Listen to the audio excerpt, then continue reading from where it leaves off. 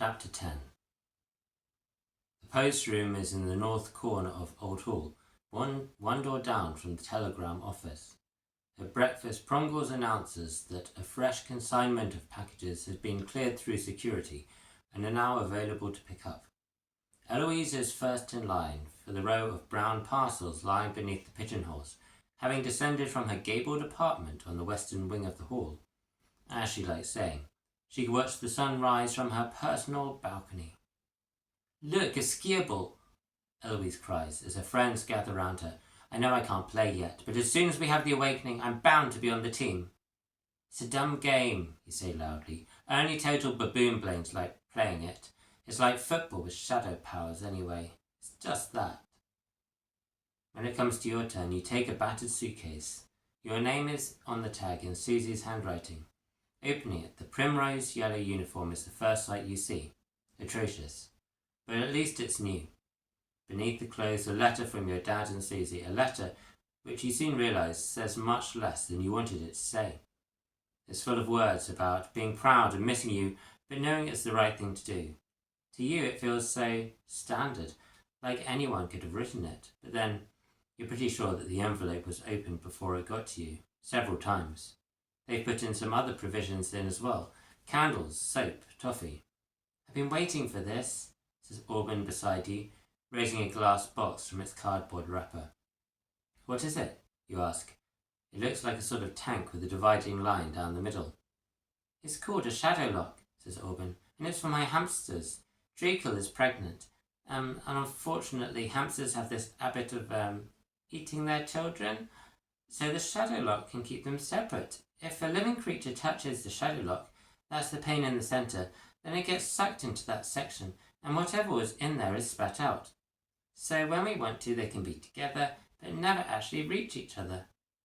"I've never heard of that before," you say, reaching out to touch it. "Poppy, have you ever—" you begin, but see that Poppy is leaning against the wall some way off. A letter is crumpled in her fist. You see the braille patterns. "What's the matter?" She begins gulping. I just need some time alone right now. I'll tell you later. I think I'll go to the sound for the first session. I'll join you for the special curriculum meeting after." "Think positive," says Thurley in a pastel green cardigan. "This is the special curriculum that all educational institutions must deliver, and this school is no different." You try not to yawn. The previous lesson on spectral geometry had given you a headache and left your skin feeling tired and oily. PHSC is such a drag. You see Poppy drawing up a chair in the corner.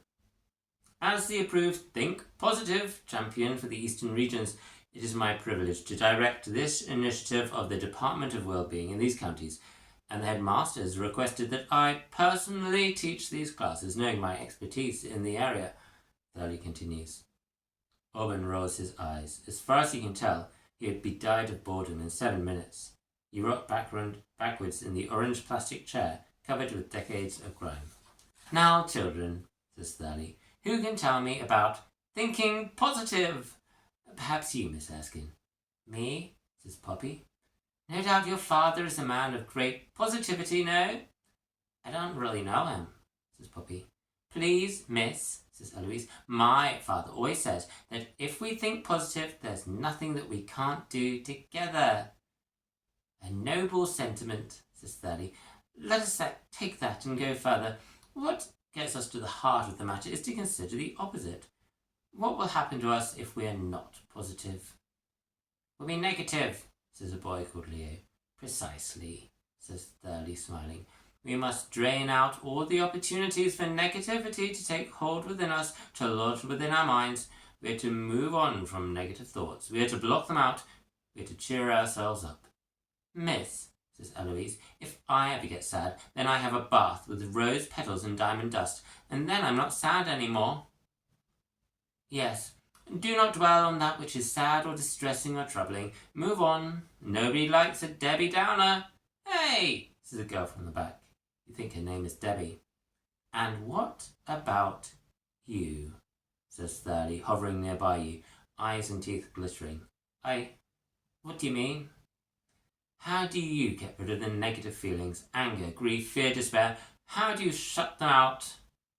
I think, you say, but you change your answer when Orban raises an eyebrow. I mean, my dad always said you should sit with them until they become your friend. But that doesn't make sense.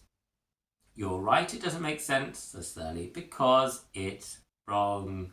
Negative is bad, positive is good. Get rid of the negative things, replace with positive things. Is that clear? You want to say something more, but an excited hand gesture reveals the gun clipped into Thurley's belt, and you decide to stay silent. You wish you could say what you think here. But what about the shrines? Says Orban. Now you raise an eyebrow at him, trying to tell him, stop, it's no good. But he's got fascinated by something and won't let go. The shrines? Thurley says. Yes, says Orban. The shrines and the shrine captains. They don't always look positive. Some of them, they're a bit gruesome actually. Kind of dark. The shrines are the relics of a bygone age, says Thurley. A primitive age, before we knew about the importance of bolstering our spirits against the forces of the shadows that prowl at night. Those ancient terrors come to stalk and destroy us. No, I assure you, if there was sufficient leisure, we would remove those ugly stones from our nation. But it's not practicable. Not yet, in any case. But enough of this. Miss, says Eloise, Poppy's quietly crying and it's getting all snotty and gross. At break time, you and Orban see Poppy on the other side of the grass quadrangle at the centre of Old Court, receiving the warmth of a rare sunny day. She's alone. She left the PHSC lesson in a hurry. You're about to go over to her when a loud voice calls out overhead. You really should smile more, says Eloise, her voice echoing down from her balcony where she's surrounded by admirers. Miss Thurley said positivity is contagious, didn't she? Poppy forces a watery grin. There, says Eloise, that's better. Now, as we heard, we must embody the change we want to see. So repeat after me.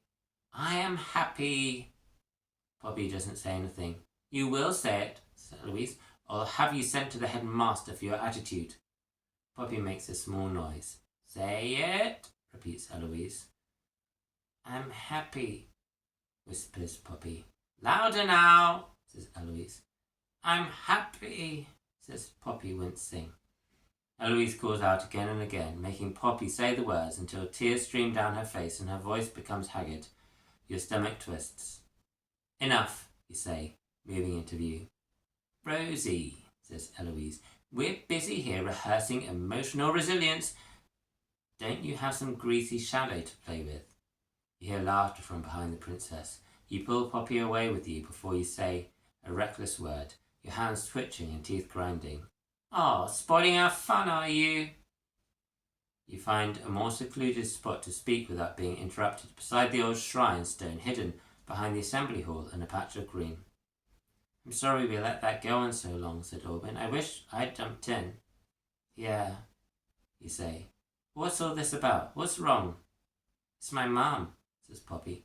They don't know if she's going to make it. Oh, that's so difficult, says Orban.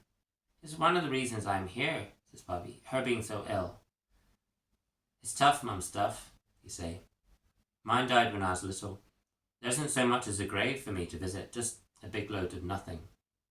Yeah, says Poppy. She's a good one. So I don't even want to feel happy today. It'd feel wrong. Later, Orban smuggles 3 mugs of cocoa from his house to Poppy's room, where you will sit lined up upon the bed. Thanks for this, says Poppy. I can't stop thinking about how I didn't stop her sooner, you say. She's allowed to do pretty much whatever she wants, says Orban. And you did stand up to her, says Poppy, more than anyone else has here. She shouldn't be allowed to get away with it, you say. She'll have her comeuppance, says Poppy. Someone like that, they're always going to take things too far. And when she does, all we have to be is ready.